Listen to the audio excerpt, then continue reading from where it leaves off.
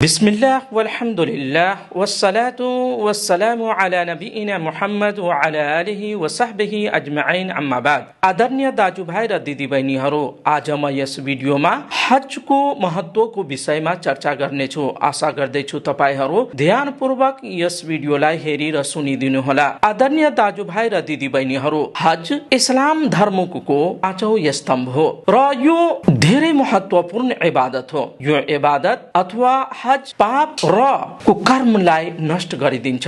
रसूलुल्लाह सल्लल्लाहु अलैहि वसल्लमले भन्नुभयो, बुनियल इस्लामु अला खम्सिन शहादतु अल्ला इलाहा इल्लल्लाह व अन्न मुहम्मदन अब्दुहु व रसूलुहु व इकामिस सलाह व इताइज ज़कात व सौमी रमज़ान व हज्जिल बैत मन इस्तता अलैहि सबीला। रसूलुल्लाह सल्लल्लाहु अलैहि वसल्लमले भन्नुभयो, इस्लामको निर्माण 5 स्तम्भ माथि छ।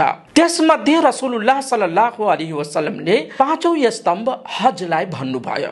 यस इबादतको लाभ के हो, फाइदा के हो? आदरणीय दाजुभाइ र दिदीबहिनीहरू, यस इबादतको लाभ गुनाह र जुन पापहरू हुन्छन् त्यसलाई नष्ट पारिदिन्छ। रसूलुल्लाह सल्लल्लाहु अलैहि वसल्लमले भन्नुभयो, मन हज्ज लिल्लाहि फलम यरफुस वलम यफसुक रजअ कयौमि वलदतहु उम्मुह। रसूलुल्लाह सल्लल्लाहु अलैहि वसल्लमले भन्नुभयो, जसले अल्लाहको प्रति अर्थात अल्लाहको लागि हज गर्यो र त्यो व्यक्ति हजको बेलामा न त अश्लील कार्य गर्यो न त कुनै पाप गर्यो, त्यो व्यक्ति त्यहाँबाट त्यस्तै फर्किन्छ जस्तै कि उसको आमा भर्खरै जन्मेकी थिइन्।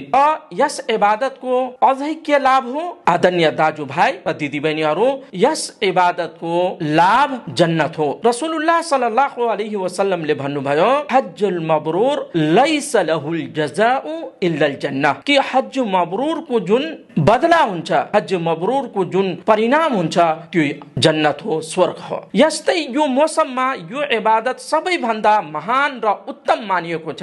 रसूलुल्लाह सल्लल्लाहु अलैहि वसल्लमको साथी मध्ये कसैले यो प्रश्न गर्नुभयो नबी करीम सल्लल्लाहु अलैहि वसल्लमसित कि यो मौसममा सबैभन्दा राम्रो कार्य, उत्तम कार्य के हो? रसूलुल्लाह सल्लल्लाहु अलैहि वसल्लमले यस प्रश्नको उत्तरमा भन्नुभयो कि तिमी अल्लाह र उहाँको रसूलहरूमाथि विश्वास गर्नुस् र हज्जुल मब्रूर।